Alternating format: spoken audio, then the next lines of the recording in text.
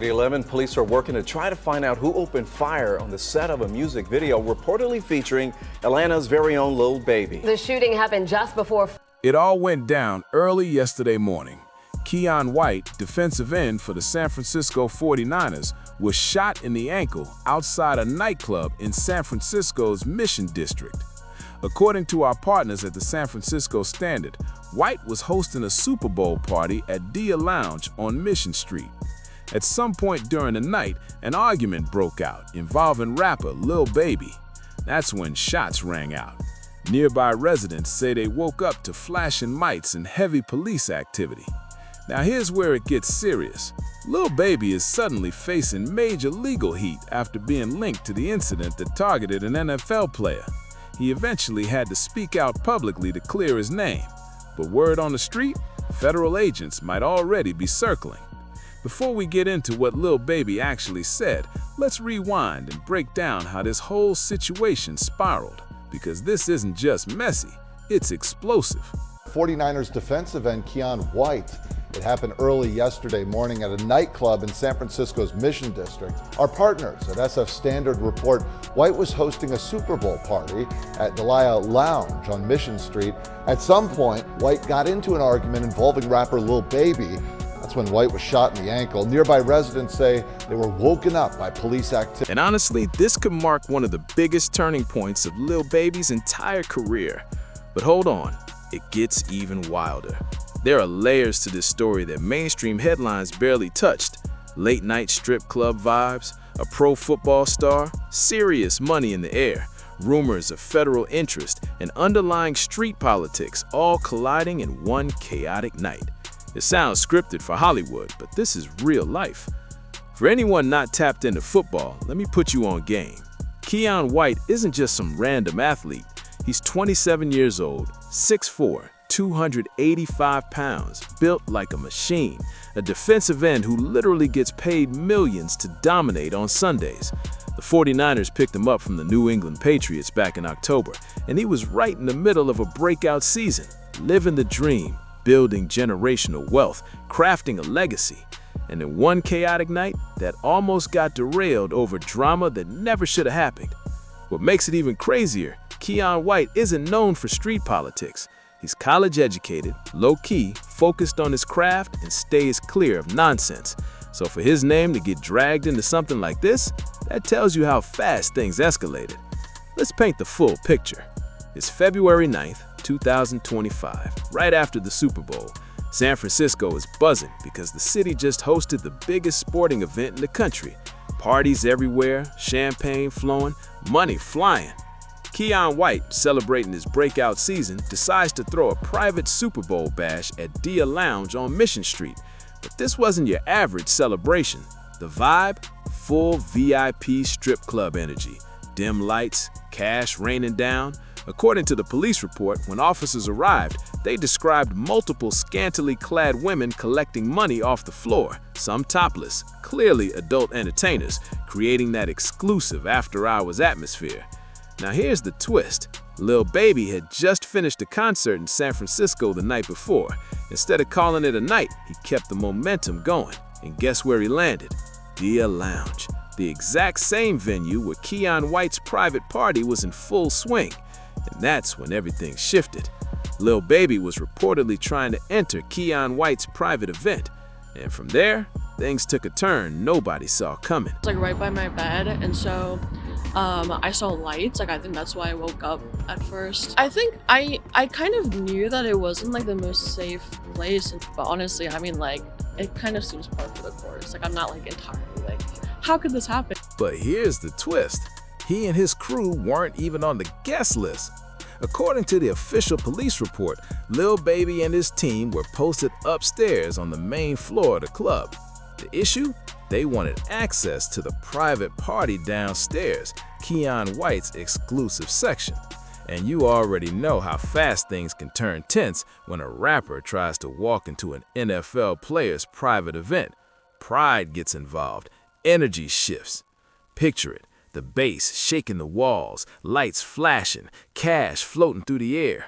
In the center of it all, Keon White, 6'4", 285 pounds, locked in with his circle, celebrating his moment. Then Lil Baby, about 5'8", pulls up with his entourage, attempting to slide into that restricted area without clearance. Nobody knows the exact words that were exchanged, but witnesses say it escalated quickly. One person told police Lil Baby's crew came in aggressive, trying to force their way into the section. Another witness claimed Keon White didn't budge, making it clear this was his party, his section, his rules. If you really think about it. Suspects, as far as the 3 victims, they are expected to survive. As of this hour, Lil Baby's team has not commented on. Both sides have their own reasons to stand firm. Lil Baby is used to VIP treatment wherever he goes.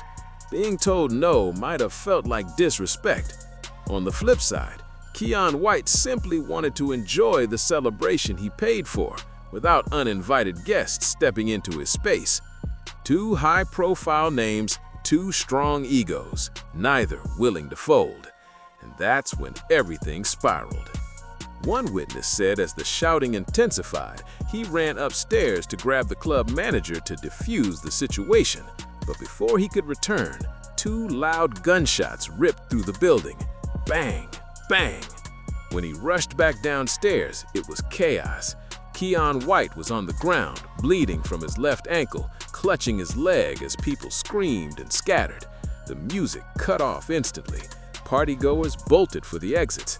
In seconds, a luxury celebration turned into a crime scene. The flashing lights and champagne vibes were replaced with sirens, panic, and confusion. But it doesn't stop there. Another witness later claimed she didn't just hear 2 shots, she heard 4. And when police arrived at exactly 4:06 a.m., they discovered something that shifted the entire narrative. 2 different shell casings, one 9mm, one .45 caliber. That raises serious questions. Was someone carrying multiple weapons, or were there 2 separate shooters? Either way, this wasn't some minor scuffle gone wrong. This was real violence erupting in the middle of a high-profile party. And then came another twist. Officers reportedly found an abandoned cell phone on the floor. No public confirmation on who it belonged to, but you already know investigators are going to comb through every message, every call, every detail inside that device. It's like right by my bed, and so I saw lights. I think that's why I woke up at first. I think I kind of knew that it wasn't like the most safe place, but honestly, it kind of seems par for the course. I'm not entirely how could this happen? Investigators are now going through that abandoned phone piece by piece. Fingerprints, DNA, call logs, text messages, even deleted data. If that device talks, it could be the key that blows this case wide open and reveals who really pulled the trigger. According to the official police report, what officers walked into looked like a scene straight out of a Hollywood crime film. Around 4:06 a.m., police responded to multiple calls reporting shots fired. When they entered the club, it was total disorder. People rushing toward the exits, music still faintly vibrating through the speakers, topless dancers scrambling to scoop up dollar bills from the floor, and visible bloodstains marking the exact spot where Keon White had been hit. One officer even wrote in his report, "As I entered, I saw numerous scantily clad females picking up dollar bills strewn all over the floor. Some of the females were topless and appeared to be adult entertainers." Just imagine being that officer, gun smoke lingering in the air, half-dressed performers grabbing cash, people screaming in panic. It's 4 a.m. and you're stepping into what feels like a live-action crime thriller. And here's something that surprised a lot of people. Keon White didn't give police a name. When asked who shot him, he refused to cooperate. No finger pointing, no hints, nothing. The report literally states that when questioned, White was uncooperative. For an NFL player making millions and known for keeping a clean image, that silence speaks volumes. But this is where things start looking complicated for Lil Baby, because insiders claim this isn't the first time his name is floated near legal trouble. There's ongoing talk that federal authorities have been watching him for years, tracking movements, monitoring connections, quietly building files. Rumors have circulated that he's been trying to avoid a potential RICO situation ever since Fonnie Willis publicly stated she was targeting certain Atlanta crews, including his 4PF circle. If this shooting somehow connects back to him, some believe it could become a major piece in a much larger puzzle. And when people say federal interest, they don't mean a casual check-in. We're talking about task forces, long-term investigations, surveillance. The feds don't randomly choose targets. They build cases slowly, watching who someone associates with, monitoring social media, reviewing lyrics, mapping connections, the kind of paperwork that stacks high. Now, let's talk about the moment that reportedly put Lil Baby even deeper on the radar, and this part is bold. He filmed a music video in a rival neighborhood in Atlanta, not neutral ground, rival territory, the kind of area where tensions have run deep for years. Picture walking into hostile turf with cameras rolling and posting it for millions to watch. That's essentially what happened. Lil Baby and his crew pulled up to a block tied to long-standing beef. This wasn't random pavement. This was a zone connected to real-life violence and history. Instead of keeping distance, they brought lights, production gear, a full entourage, and shot a high-budget video as if it was home base. In the footage, you can see stacks of cash flashing, hand signs being thrown, and messages that weren't exactly subtle. It wasn't just a visual flex, it felt like a statement. And when moves like that happen on someone else's turf, emotions run high. Because in environments like that, perceived disrespect doesn't just sit quietly, it usually gets answered. Feet behind me in this parking lot, one shot in the neck, another man shot in the back, the third victim shot in the... The rival crew, the ops as the streets call them, saw that video and didn't take it lightly. To them, it wasn't just content, it was a direct shot at their pride and their territory. And in environments like that, pride demands a response. Not long after the video went viral across social media, the situation reportedly escalated. The rivals allegedly rode through Lil Baby's side of town armed, determined to send a message. But here's the tragic part. They didn't find Lil Baby or anyone from his immediate circle. Instead, two innocent teenagers, just 16 and 17 years old, were caught in the middle. Kids with nothing to do with the feud lost their lives that night. That shook the entire city. 2 young lives gone over what started as a music-related conflict. Families devastated, a community furious, and law enforcement watching closely. From that point forward, federal authorities began paying serious attention. What may have looked like rap beef on the surface was now being examined as something much bigger. Investigators reportedly argued that the music video sparked the retaliation that led to those deaths. That's when the case narrative shifted.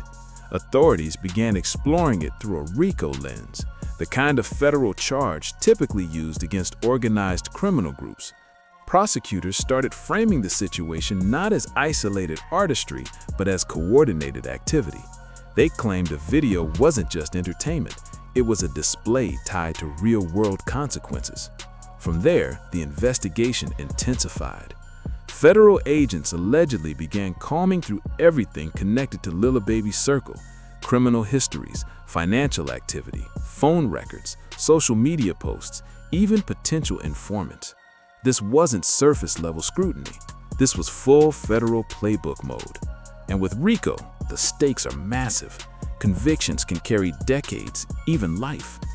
Then came another layer. Investigators reportedly started analyzing Lil Baby's lyrics line by line, suggesting certain verses referenced real events. Songs about street life, money, conflict, all placed under a microscope. Supporters argue it's artistic expression. Prosecutors may see something different. With that kind of pressure building, Lil Baby appeared to pivot strategically. One major move, he shut down his label, 4 Pockets, also known as 4PF. Authorities had reportedly referenced it as more than just a music imprint, so cutting ties may have been a way to create distance. But instead of quieting speculation, that move sparked new questions. What was the next step? Was this damage control or a full rebrand? Soon after, Lil Baby introduced a new label, Glass Window, and the name felt intentional, transparent, open, almost symbolic. The message seemed clear: everything above board, nothing hidden. A shift away from street associations and toward a cleaner business image. Whether that move changes the narrative long-term remains to be seen, but one thing is certain: the pressure around him hasn't been light. Now, here's where the image shift really kicked in. Lil Baby completely rebranded himself. The flashy stacks of cash, the risky energy, the street-coded posts, all of that started fading from his page. Instead, fans saw family moments, charity events, business meetings. He was talking investments, mentorship programs, community projects, the kind of moves that screamed growth. It felt like he was rewriting his narrative in real time. He also reportedly distanced himself from what people called crash dummies, the reckless ones who bring heat. The circle tightened. Out went the street ties, in came business managers, accountants, and serious legal counsel. A more corporate team, a structure built to protect his brand, his money, and most importantly, his freedom. On top of that, he stepped into real estate, restaurants, and other legitimate ventures, the kind of paper trail that shows clean income and long-term planning. On paper, it looked like a full transition into boss mode. But here's the hard truth. Once federal eyes are on you, rebranding doesn't automatically cool the temperature. The spotlight doesn't dim, it intensifies. And now, with this new shooting in San Francisco, the pressure may have just doubled. This incident didn't just trend online, it potentially opened new doors for investigators. Because when an NFL player gets shot, this isn't just a local police matter anymore. That's when bigger forces step in. You're talking about the National Football League, a multi-billion-dollar powerhouse that protects its athletes aggressively. When one of their athletes is injured in a shooting, they don't sit back quietly. Legal teams get involved, security consultants step in, private investigators start asking questions. Then there's the San Francisco 49ers organization itself. They made moves to acquire Keon White, viewing him as a valuable asset. Now, that same player is injured in a high-profile incident connected to a rap superstar. That's not just unfortunate, that's organizational alarm bells ringing. You can expect pressure behind the scenes, calls being made, agencies coordinating, no one wanting this brushed under the rug. Even San Francisco's mayor, Daniel Lurie, publicly addressed the situation, calling any act of violence in the city unacceptable and expressing hopes for White's recovery. When a mayor is directly communicating with law enforcement and NFL leadership, that tells you this isn't minor. Suspects, as far as the three victims, they are expected to survive. As of this hour, Lil Baby's team has not commented on. But here's the part that could shift everything to a federal level. This situation crosses state lines. Lil Baby is based in Atlanta, Georgia. The shooting happened in California. Add the NFL, an interstate business entity, into that mix, and suddenly, federal jurisdiction becomes a real factor. When interstate commerce is involved, the Federal Bureau of Investigation can step in, and once federal investigators enter the picture, the entire case escalates. What makes this especially serious is the potential connection to an already rumored RICO investigation. If prosecutors decide to frame this San Francisco shooting as part of a broader pattern, they could attempt to link it into a larger narrative spanning multiple states. And when cases start being built that way, across jurisdictions, across years, they don't move fast. They build carefully, and they build big. Prosecutors could argue that Lil Baby is running an organization tied to violence, influencing street activity, and posing a threat to public safety. And if they really wanted to stretch it, they could claim this shooting was about protecting his reputation, sending a message to rivals, or maintaining credibility. Every one of those arguments slides neatly into a RICO narrative. From a legal standpoint, that's a nightmare scenario. On the criminal side alone, he could potentially face charges like attempted murder, assault with a deadly weapon, weapons violations, conspiracy, and possibly RICO. In California, attempted murder can carry 15 years to life. Stack conspiracy and gun enhancements on top of that, you're suddenly talking about decades if convicted. But it doesn't stop there. The civil side could hit just as hard financially. Keon White could file a massive lawsuit seeking millions for lost earnings, medical expenses, emotional distress, and punitive damages. And remember, this is an active NFL player with a multi-million-dollar contract. The numbers in a civil case could skyrocket fast. At that point, it's no longer just a criminal matter. It becomes a career crisis. With federal authorities reportedly watching, the National Football League demanding clarity, and public officials weighing in, the pressure is intense.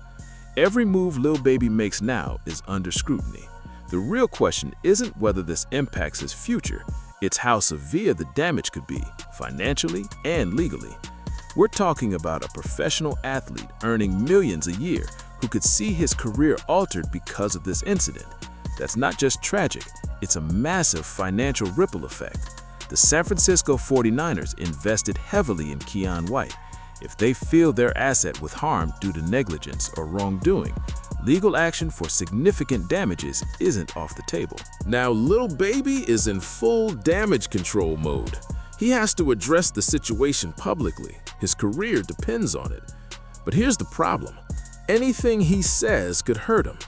If he denies involvement and surveillance footage later contradicts him, that's more than bad press. That can become a legal issue. If he admits being present and claims self-defense, he's still placing himself at the scene of a shooting involving an NFL player. And if he says nothing, public opinion often fills in the blanks. It's a lose-lose scenario. His attorneys are likely advising silence and strategy. His PR team is probably pushing for a statement before public perception hardens. Legal caution versus image control. And that internal battle can shape everything. Meanwhile, the industry watches carefully. Record labels don't like controversy tied to violence involving high-profile athletes. Streaming platforms could quietly limit exposure. Venues might hesitate to book shows. Sponsors could pause partnerships.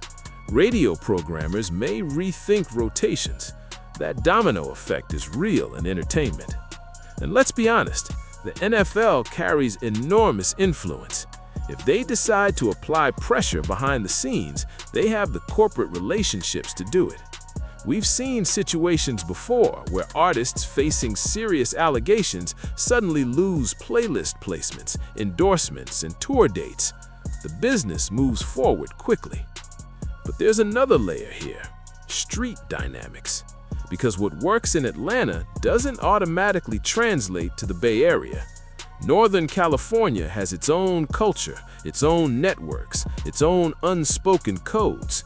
And if those local dynamics weren't fully understood, that could complicate things even further. What might slide back home in Atlanta doesn't automatically move the same way in San Francisco or Oakland. The Bay Area has a long, respected history of protecting its own and checking outsiders who come in with the wrong energy. So when Lil Baby and his crew stepped into that city, it wasn't just another party stop. It was a completely different arena. Different politics, different influence, different codes. If that was underestimated, it could come back heavy, not just legally, but socially. Because this isn't just about one shooting anymore. It's about power, image, reputation, and surviving in two worlds that don't easily forgive mistakes. Lil Baby might move like a boss in Atlanta, but in the Bay, he's an out-of-town artist who walked into someone else's territory and left behind controversy. And in regions like that, memories are long, word travels fast, people watch, people talk, people keep score. He could have created tensions he doesn't even fully see yet, and that's a dangerous unknown. There's also a cultural layer here. The Bay Area prides itself on unity and community. And when someone like Keon White, an NFL player, gets hurt, emotions run deeper. To locals, that's not just an athlete, that's one of their own. When an outsider is linked to harm involving a hometown figure, it doesn't just feel like violence, it feels personal. And that region doesn't respond lightly to perceived disrespect. So what happens next? Based on everything surrounding this situation, the pressure is rising. Federal authorities were already rumored to be building a long-term case out of Atlanta. Now, the San Francisco shooting adds another layer. Prosecutors could attempt to frame it as part of a broader pattern, arguing leadership, coordination, and multi-state activity. That's textbook RICO territory. And here's the uncomfortable reality. RICO cases are serious. Historically, federal RICO prosecutions have extremely high conviction rates. These aren't rushed filings. They're built slowly, piece by piece, often over years. By the time indictments drop, investigators typically feel confident in what they've assembled. If federal charges were to come, it could unfold strategically. Often, authorities start with lower-level associates, offering plea deals in exchange for cooperation. That pressure builds upward. Wiretaps, text messages, surveillance footage, social media posts, financial records, even lyrics, everything gets analyzed. A possible scenario? State-level charges tied to the shooting could come first. Attempted murder, weapons violations, assault. While that plays out, a federal indictment could follow. Running two major cases at once creates enormous pressure. And here's the part people don't always understand. Even cooperation in a RICO case doesn't mean freedom. Mandatory minimums can still be severe. Federal time is federal time. If this path continues, Lil Baby could be facing the most serious legal fight of his career, one where money and fame don't automatically shift outcomes. If someone in that position went to trial and lost, life-altering sentences are possible. Even plea agreements in major federal cases can mean 15 to 20 years. That's the weight of what's potentially on the table. At that point, it's not just about headlines or public image anymore. It's about freedom and whether a career built over years could unravel in a courtroom. And this is where it really hits. Lil Baby had it all: talent, money, fame, a global fan base. He built an empire most artists only dream about. We're talking generational wealth, platinum plaques, sold-out arenas. He was on track to be mentioned among the greats of his era. But somewhere along that climb, the line between artist and street persona never fully separated. And that choice, if that's what it was, could end up costing him everything. This situation highlights the risk of trying to live in two worlds at once, being a street voice while also operating as a mainstream superstar. You can't rap about 4 pockets full and street codes, then act surprised when federal investigators start analyzing it through a different lens. Once authorities think they see patterns in lyrics, videos, and affiliations, they don't look at you as just an entertainer anymore. They start looking at you as a subject. And the streets? They don't care about awards, chart positions, or net worth. Reputation out there isn't measured in Grammys. And when consequences come, they tend to come at the worst possible time, when there's the most to lose. Right now, Lil Baby is staring at a legal storm that could mean decades behind bars if the worst-case scenario plays out. A career hanging in the balance, a family forced to deal with the aftermath, and all of it tied to an incident that reportedly started with tension at a nightclub. It's tragic, it's complicated, and it raises bigger questions about choices, influence, and how quickly success can shift into crisis. So now I've got to ask you, what do you think? Can Lil Baby fight through this legally, or is the pressure too heavy this time? Should he have fully stepped away from anything street adjacent once the fame and fortune arrived? Drop your thoughts in the comments. I want to hear your take. And if you're following this story closely, hit that like button, subscribe, and share this video so more people can join the conversation. I'll be tracking every development, every update, every twist as it unfolds, because if this case moves the way it's trending, it could become one of the most dramatic legal sagas hip-hop has seen in years. Until next time, stay sharp, stay informed, and move smart. Fame doesn't cancel consequences. Catch you in the next one. Peace.